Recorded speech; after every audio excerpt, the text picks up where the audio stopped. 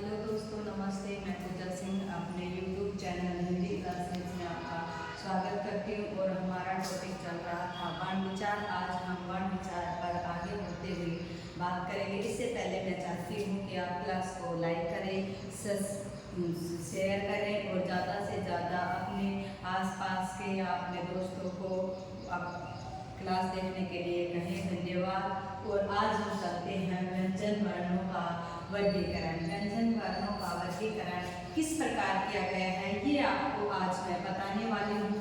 सबसे पहले आता है स्पर्श। इसमें आते हैं कै, ख, ग, घ, ठ, ठ, ड, ठ, त, थ, द, ध, प, फ, व, भ।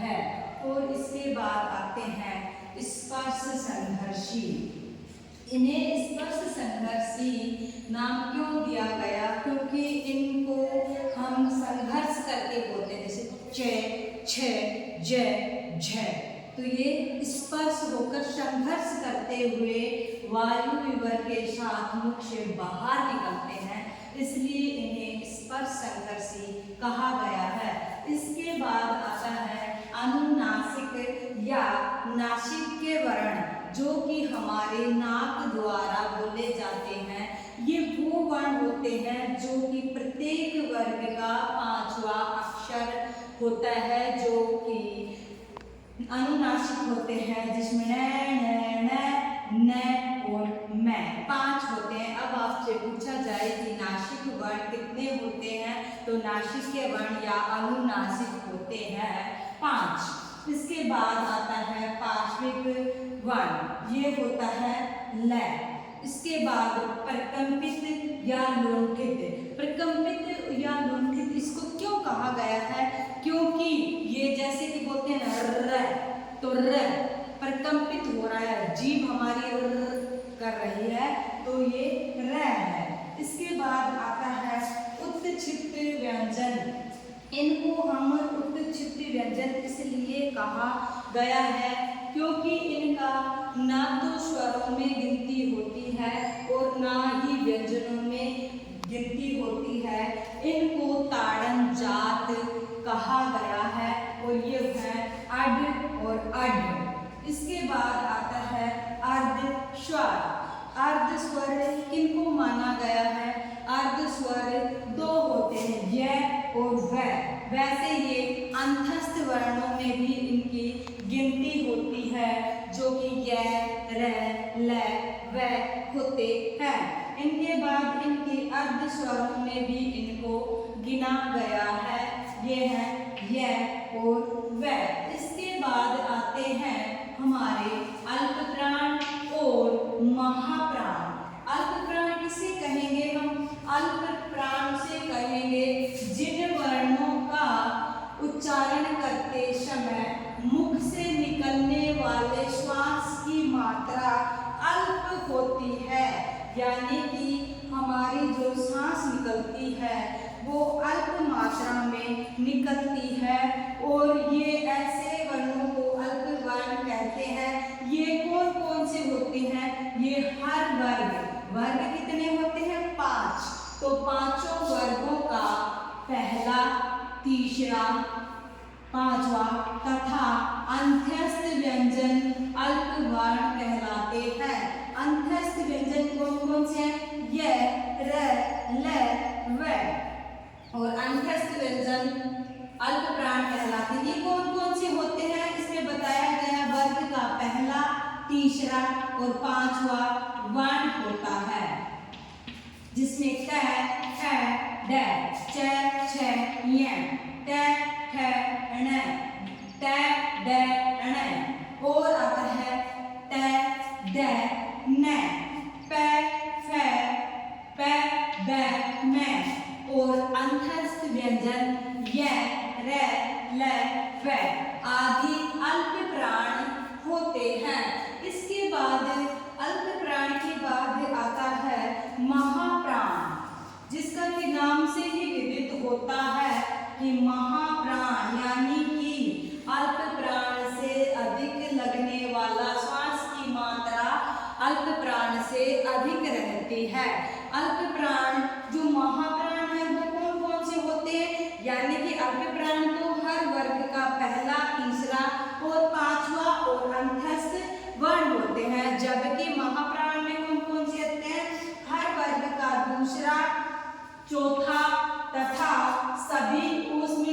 व्यंजन होते हैं। सभी ऊष्म व्यंजन होते हैं और सभी कौन कौन से होते हैं ये?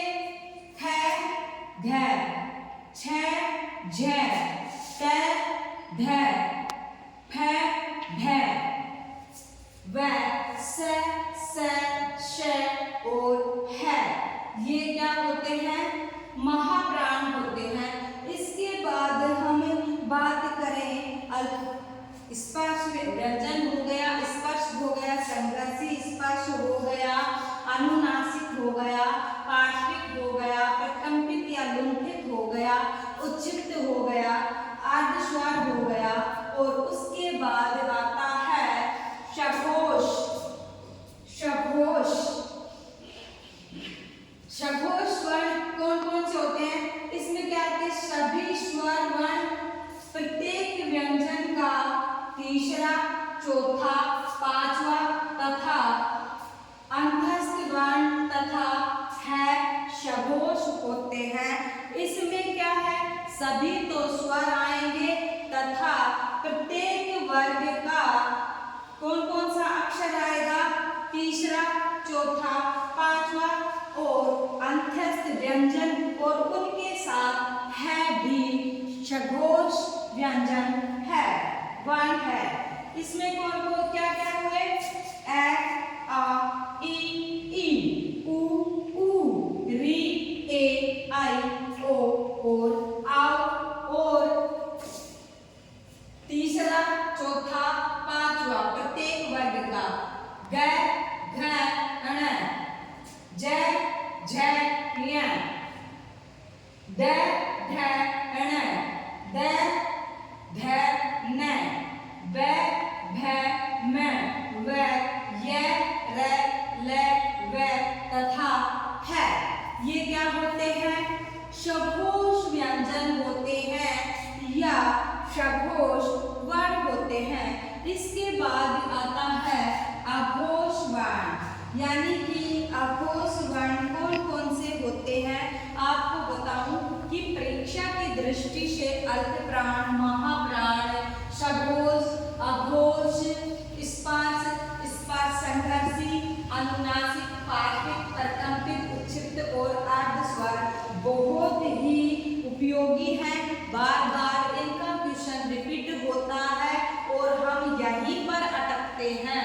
परिभाषा वर्णों की इतनी नहीं पूछी जाती जितनी कि सघोष वर्ण, अघोष वर्ण, उच्छिष्ट, अयोगवाह, अनुनासिक, पार्श्विक, प्रकंपित और अर्धस्वर और अल्पप्राण और महाप्राण पूछे जाते हैं। इसमें हमें ध्यान ये रखना है कि ये वर्ग के कौन कौन से वर्ण आते हैं, अंतस्थ किसमें शामिल होता है, ऊष्म किसमें शामिल होता है, ये आपको बहुत ज्यादा ध्यान रखने की बात है। इसके बाद हम चलते हैं अघोष वर्ण की तरफ। ये व्यंजन वर्णों का पहला, दूसरा तथा ऊष्म वर्ग और ऊष्म वर्ग में है को छोड़कर तीनों श, और स तीनों वर्ण अघोष होते हैं। जैसे क, थ, च, छ, त, ठ, त, ठ, प, फ तथा श, स हैं, अघोष वर्ण होते हैं।